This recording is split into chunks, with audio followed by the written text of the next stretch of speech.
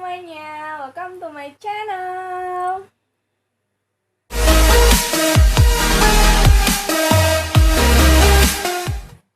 Kenalin, nama aku Mila Setia Raini dari kelas akuntansi 4 pagi B. So today aku mau nge-share sedikit materi ke kalian tentang laba ditahan. Apa sih laba ditahan? Terus apa sih jenis-jenisnya laba ditahan? Gimana sih cara ngitungnya? Dan buat kalian yang penasaran, tetap stay di channel ini ya. Let's get started. Oke, sekarang aku mau ngejelasin tentang laba ditahan. Apa sih laba ditahan? Laba ditahan merupakan sebagian atau seluruh laba yang diperoleh perusahaan yang tidak dibagikan kepada para pemegang saham dalam bentuk dividen. Nah, setiap laba yang tidak dibagikan kepada para pemegang saham akan menjadi tambahan ekuitas pemegang saham. Biasanya, laba ditahan untuk periode laporan tertentu dihitung dengan cara mengurangi laba bersih dengan dividen yang harus dibayar oleh perusahaan kepada pemegang saham. Nah, selanjutnya ada tujuan laba ditahan. Buat apa sih dilakukan penahanan laba? Laba ditahan bukan tanpa sebab dan tujuan, tetapi ada kedaruratan tertentu yang membuat semua pemilik saham sepakat laba yang menjadi hak mereka tidak dulu diberikan. Nah, berikut tujuan-tujuan yang dimaksud. Yang pertama yaitu sebagai modal usaha lanjutan. Maksudnya, laba tersebut diputar kembali menjadi modal untuk usaha. Tentu harapannya adalah supaya produksi lebih meningkat. Ini dilakukan apabila keuntungan yang didapatkan perusahaan tidak terlalu besar. Padahal di saat itu kebutuhan akan modal jauh lebih banyak. Maka dari itu, solusi yang diambil ialah menerapkan sistem laba ditahan yang disepakati bersama. Kemudian yang kedua ada untuk membayar utang perusahaan. Sistem laporan laba ini dilakukan untuk tujuan membayar utang yang dilakukan perusahaan, terutama untuk hutang yang telah jatuh tempo. Karena jika tidak dibayarkan, tentu perusahaan akan bermasalah. Dan jika hutangnya cukup besar, biasanya pemilik saham sepakat pembayarannya melalui sistem laba ditahan, karena bagi mereka nama baik perusahaan lebih utama dibandingkan penghasilan mereka. Kemudian yang ketiga, ada untuk modal pengembangan usaha atau bisnis. Jika menemukan strategi yang bagus untuk mengembangkan usaha, tetapi terkendala dengan modal, maka sistem laba ditahan kadang diperlukan. Ini berlaku apabila strategi ini muncul ketika pembagian laba perusahaan sudah dekat. Nah, maka dari itu, dilakukan perjanjian lanjutan yang mengharuskan pembagian laba ditunda untuk periode tertentu, demi kelancaran strategi tersebut. Biasanya, pihak pemodal menyetujuinya dengan catatan keuntungan yang diperoleh harus lebih besar dibandingkan sebelumnya. Kemudian yang keempat ada sebagai modal cadangan. Laba ditahan diperlakukan dengan tujuan untuk menambah modal cadangan. Ini terjadi apabila stok finansial perusahaan sangat tipis, yang apabila laba masih harus dibagi-bagi, produksi selanjutnya juga bakal terganggu. Maka dari itu, opsinya adalah menahan laba untuk periode tertentu, agar bisa dimasukkan ke dalam modal cadangan. Tentunya, ini membutuhkan kesepakatan dengan pemilik saham karena mereka juga berhak atas laba tersebut. Kemudian yang kelima atau yang terakhir yaitu sebagai investasi lanjutan. Terkadang laba ditahan tidak atas keinginan pemilik perusahaan maupun pemilik saham tertinggi, tetapi memang keinginan sebagian besar pemodal di perusahaan tersebut. Tujuannya adalah untuk diinvestasikan kembali ke dalam bentuk saham lanjutan, sehingga sejumlah saham yang dimiliki bertambah, yang artinya keuntungan dari laba perusahaan juga semakin besar. Nah, kemudian laba ditahan juga dapat digunakan untuk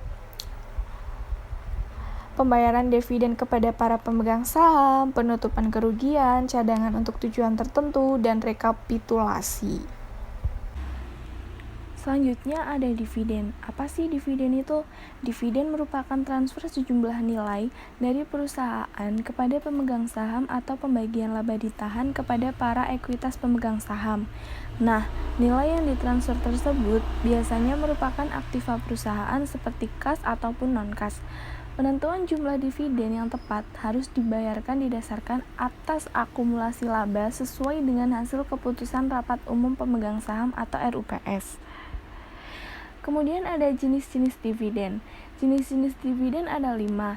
yaitu dividen tunai atau kas, dividen properti, dividen skrip, dividen likuidasi, dan dividen saham. Oke, yang pertama ada dividen tunai atau kas. Dividen tunai adalah dividen yang dibayarkan kepada para pemegang saham berupa uang tunai.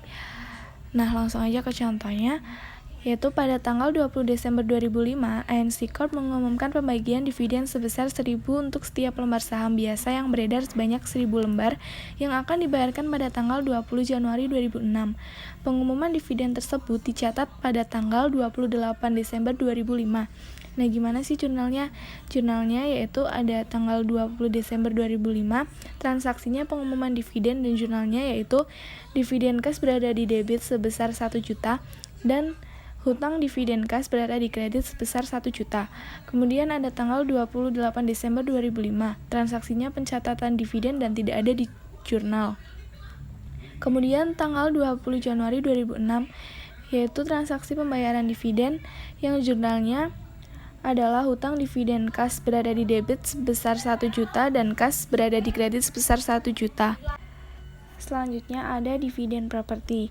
Dividen properti biasanya dalam bentuk surat berharga perusahaan lain yang dimiliki oleh perusahaan, persediaan, atau aktiva lainnya. Sebagai contoh, yaitu Milanko mempunyai 10.000 lembar saham Torino Corp dengan harga perolehan 1.100.000. Pada tanggal 20 Desember 2005 diumumkan pembagian properti dividen untuk setiap lembar saham Milanko, yaitu 5.000 lembar. Pengumuman dividen tersebut dicatat pada tanggal 28 Desember 2005 dan akan dibayarkan pada tanggal 20 Januari 2006.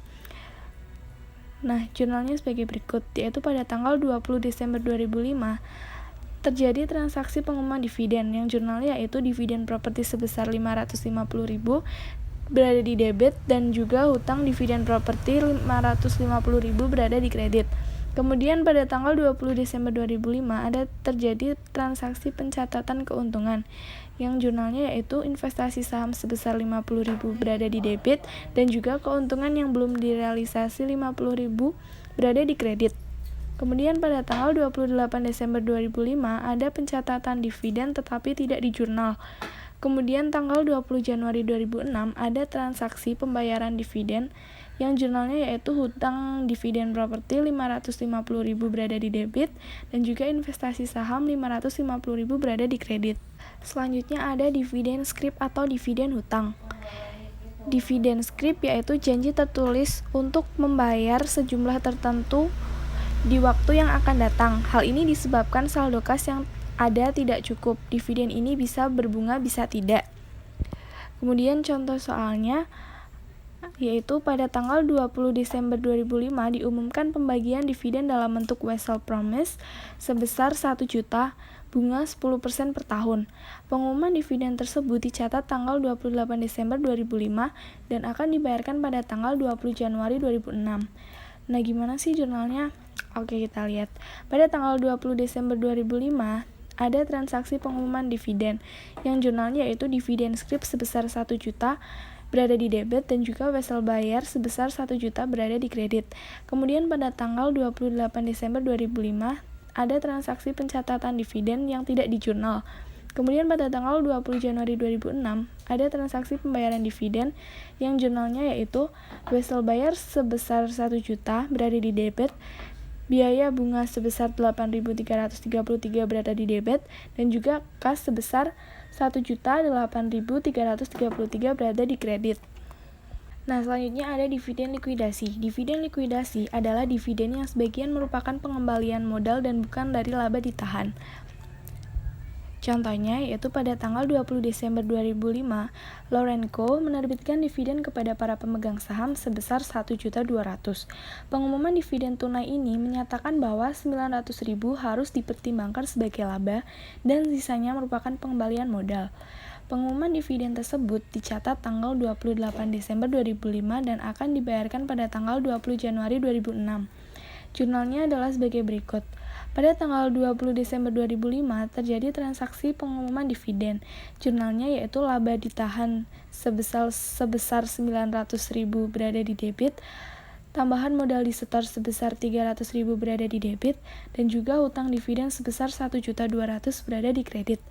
Kemudian pada tanggal 28 Desember 2005 terjadi transaksi pencatatan dividen tetapi tidak di jurnal. Kemudian tanggal 20 Januari 2006 terjadi transaksi pembayaran dividen yang jurnalnya yaitu hutang dividen sebesar 1.200.000 berada di debit dan juga kas 1.200.000 berada di kredit. Selanjutnya ada dividen saham. Dividen saham yaitu pembagian tambahan saham tanpa dipungut bayaran kepada para pemegang saham sebanding dengan saham-saham yang dimiliki. Adapun tujuan dari dividen saham yaitu untuk menahan laba secara tetap, yaitu dengan mengkapitalisir laba tidak dibagi dan dikreditkan modal saham. Yang kedua, ada pembagian dividen tanpa menggunakan pembayaran tunai atau aktiva yang diperlukan untuk modal kerja dan ekspansi. Yang ketiga, ada untuk menaikkan jumlah lembar saham yang beredar, sehingga harga pasarnya akan turun. Kemudian ada ukuran dividen saham. Yang pertama ada dividen saham kecil, itu kurang dari 20% dari saham perusahaan yang diterbitkan, dicatat pada nilai pasar wajar. Kemudian ada dividen saham besar, itu lebih dari 20-25% dari saham perusahaan yang diterbitkan dan dicatat pada nilai nominal. Kemudian ada contoh soalnya.